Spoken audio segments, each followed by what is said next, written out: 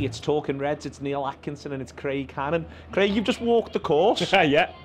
It's yeah, that was mad. I was trying to sort of get, you know, the way they say it's like firm or soft, or I'd say it's firm to soft. Is that a thing? That's not a thing. Well, that's not a thing.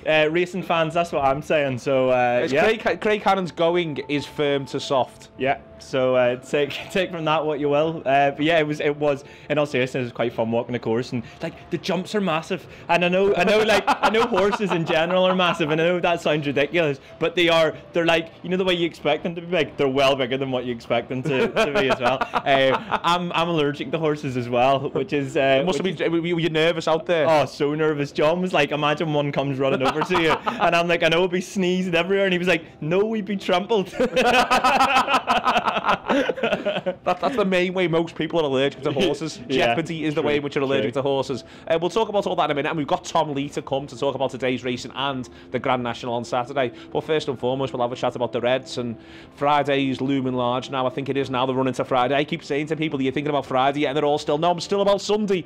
Now you're about Friday. Oh my word, yeah. Like, it feels like you've been saying it's the running since what, last September? Leicester away, mate. Leicester away. I can remember watching Leicester away feeling like it was the running. This is the title running, but I think this is the title running, and next week we'll say exactly the same, won't we, on Talking Reds? But this is the big game. This is the game that maybe worries me slightly, and I think if we overcome that, then we'll be absolutely flying. I think it's really important for this Liverpool side to heap pressure on Man City in what is a horrible run of fixtures for them in April, and just making sure that every time they win a game, Liverpool are there, Liverpool are still there.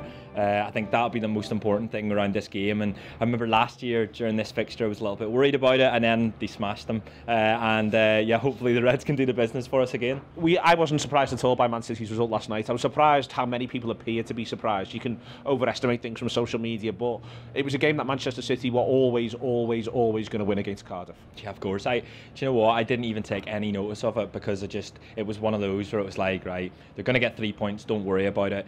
Think about the Spurs game, the United game, Burnley away, Leicester at home. Those are the games that I'll be, you know, that's why I want Liverpool to be still gaining the points and putting pressure on them, because then we can throw the ball in their court and go, right, Man City, tough games, see what you do now. I think last night was just a bit of a foregone conclusion. Everyone sort of knows that Cardiff are going to go down. Everyone sort of knew that Man City were going to make changes, but still have a really strong team, strong bench, and yeah, they got 3 points. I'm not worrying about that. It's not annoyed me. It's not concerned me. The big ones tomorrow night.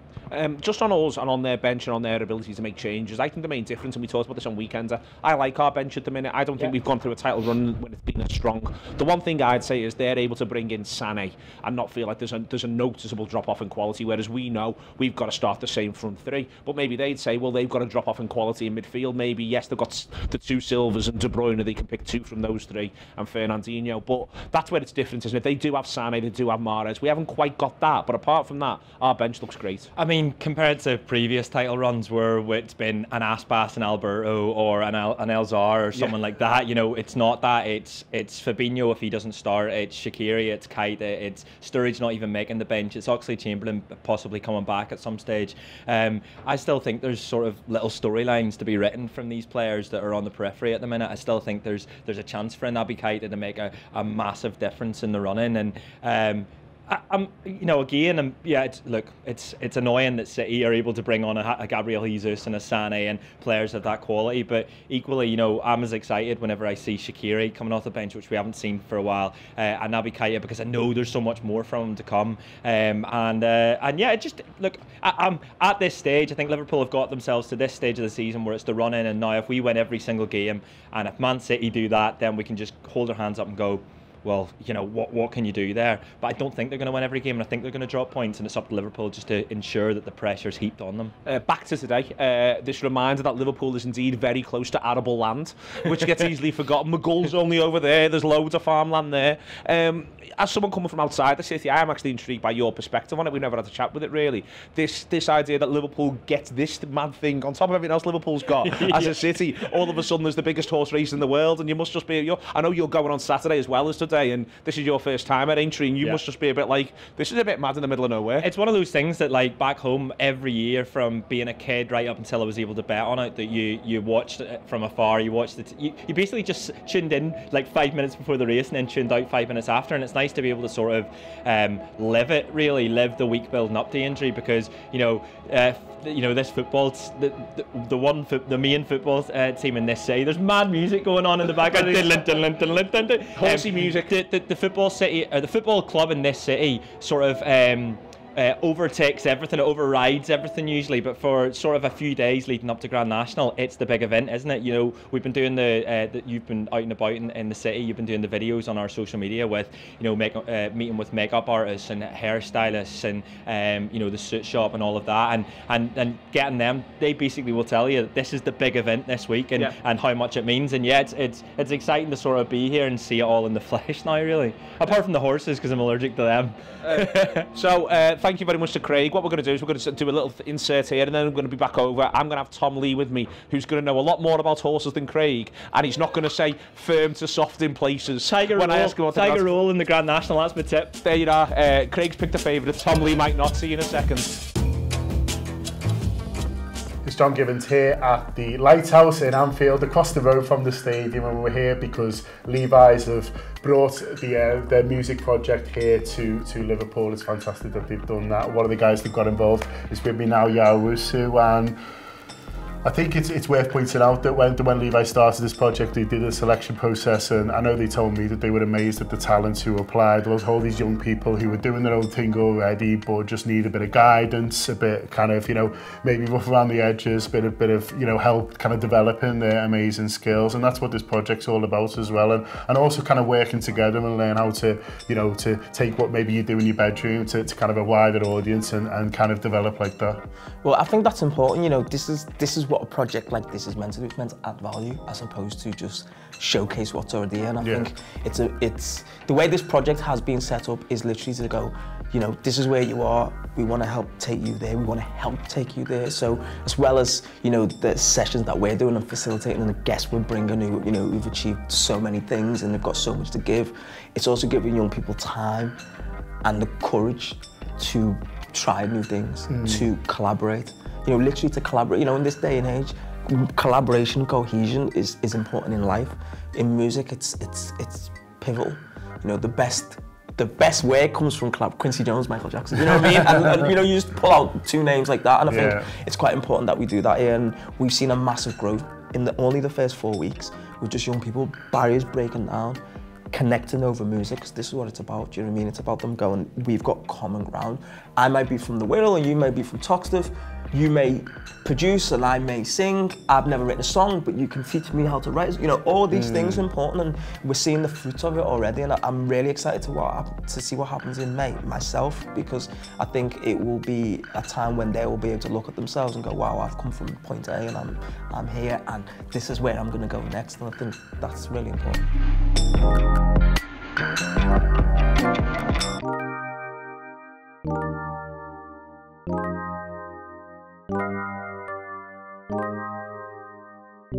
And in May, it's the big performance at Liverpool Sound City. It's how this thing kind of ends, although hopefully starts for a lot of these artists. Hopefully that's going to be a springboard to careers in music, because that's, I guess, what everyone's kind of trying to do here, really. Well, that's what I always say when young people sign up on these projects, that's what they want.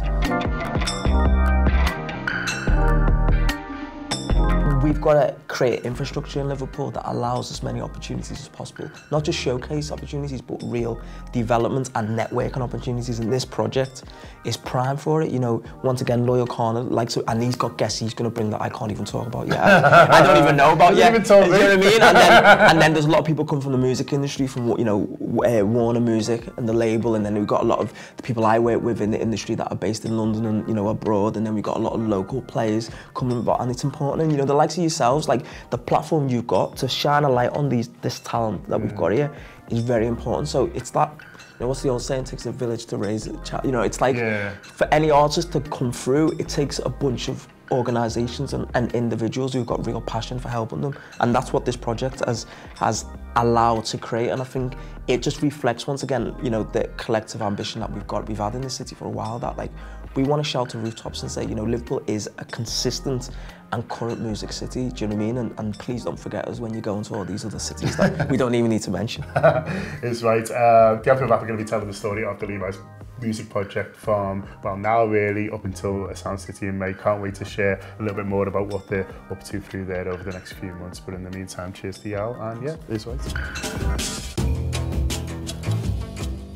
I'm with RTE, Channel 4's Tom Lee, to talk about Aintree, its brilliance this Thursday, everything that's going on. Tom, you love Liverpool, in this sense at least. I absolutely adore Liverpool in this sense. There's something very special about this place, actually, because you know the old analogy where if you give the cat the ball of string, it ignores it. But actually, they don't race very much here at Aintree. So when it does come around and you're grabbing onto that little strand of something that you don't get very often, you embrace it all the more warmly. So these 3 days are very special to Liverpool, to the locals, but more broadly to the Northwest and to the racing community. And you and I touched upon this when we were at the Cheltenham Festival preview night a few weeks ago, and we did a piece. I was explaining to you then, there's something about this. It's only a 3-week gap since the Cheltenham races to Aintree, and yet there's something just perceptively different about the way that people just embrace this. They grab onto it, they turn up, and yes, the racing's serious, the prizes are massive, the stakes are very, very high, and yet it's just a little bit more fun in the air. For whatever reason, people's shoulders, you can see the owners, the trainers, the jockeys, they come in and they're just a bit more, yeah, we're ready to have a drink. We've got a smile on our faces. This is Liverpool. It's something different. Do you think that's partially because what you just said there, the rarity of it? Aintree is not used very much. There's the odd day dropped in here and there, but this 3 days is very much Aintree's year. It's when everyone gets to come. Completely. You can come to the races in Aintree at the end of the year, in November, in December. You can come to the May meeting. All of them are great, but you feel a bit like you're sort of rattling around in a large empty space. A majestic one, but nonetheless one that needs a few more people to bring it to life. Yeah. Make no mistake, for these 3 days, life is what you will get in all forms, all shapes, all sizes, and quite rightly so. It celebrates what it is, which is the sum of its parts. And whether you go down into the very furthest, maybe the most sort of down at heel enclosure where people are just bringing in a couple of cans and just kind of jotting down a few notes on the tabloid newspaper and just throwing £1 into the pot, just as good. Or if you're at the other end with all the suits and the finery and the big knobs, shall we say. Listen, it's all good. Everybody's in for a good time. And I think the beauty of Aintree, it's a bit more of an Irish style feel. You get people coming together. Whereas when you go to your Royal Ascot, when you go to your Cheltenham, maybe people are a little bit more segregated. Whereas here, there's more of an opportunity for people to come together, which is a great thing. Today is Thursday, it's Liverpool Day. It's reputed, you know, growing up, everyone would say to me, if you're going to go to Aintree, Thursday's the best day for the race and the best day to really enjoy the horses. That might be less true these days, but what's caught your eye today race-wise? No, listen, the first 4 races on the first day, they've made a very big statement of intent, because when you talk about the very highest calibre of race, the Grand National itself is what's known as a handicap, whereas the first 4 races today are Grade 1 races. That is the very, very elite level. I mean, we're talking Champions League standard. So literally, as you work through, they kick off at 1:45 through to 3:25. All 4 of those, bang, bang, bang, bang. Yeah. Grade 1 races. The first race is interesting because favourites have got a poor record.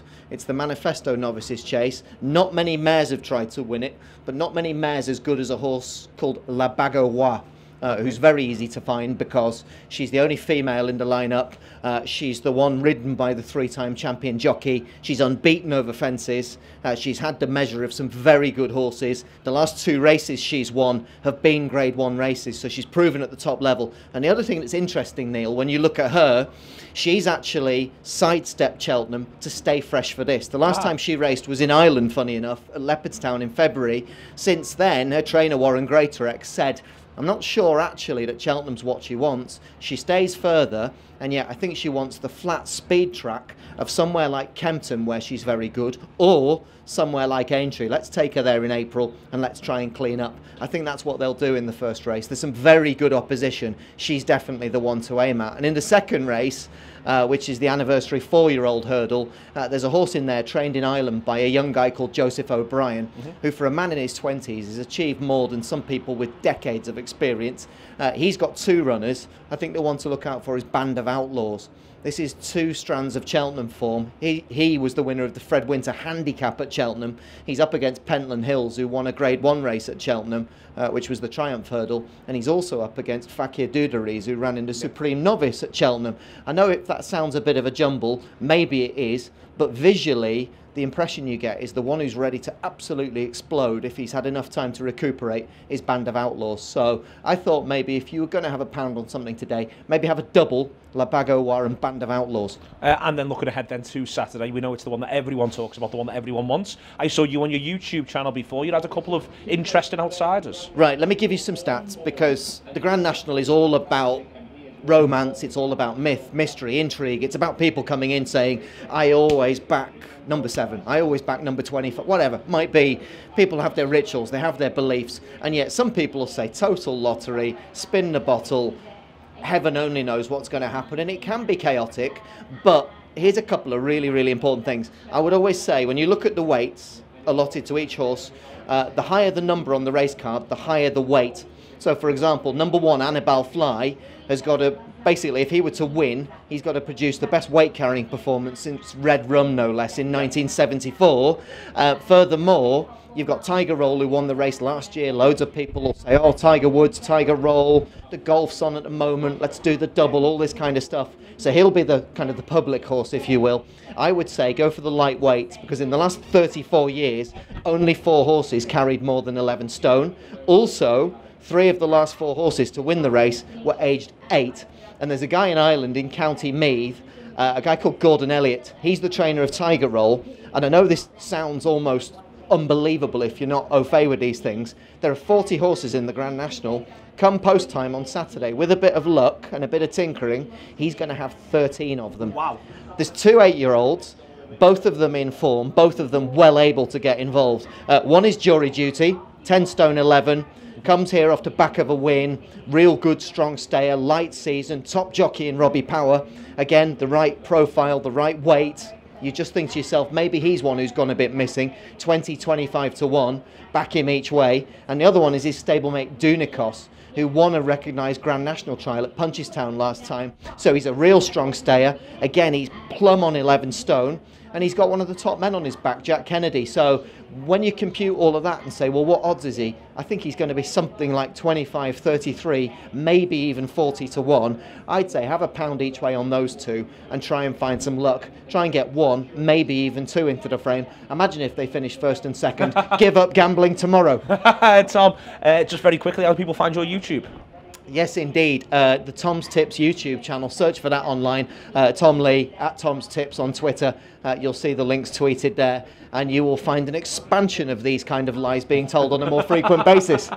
We are in Aintree. We are made up to be in Aintree. It's fantastic. Thank you very much to Aintree. We're here in association with RedsBet, our partners at the Anfield Wrap, through all of 2019. There's going to be loads of stuff on our channels today, loads of stuff on their channels. There's going to be stuff on the weekend, and I'm going to get Tom in there in a minute and have another big chat with him. That's the way in which it goes. Aintree's behind us. It looks fantastic. This is the Anfield Wrap. We're going to have a fabulous day. Come and enjoy it all with us.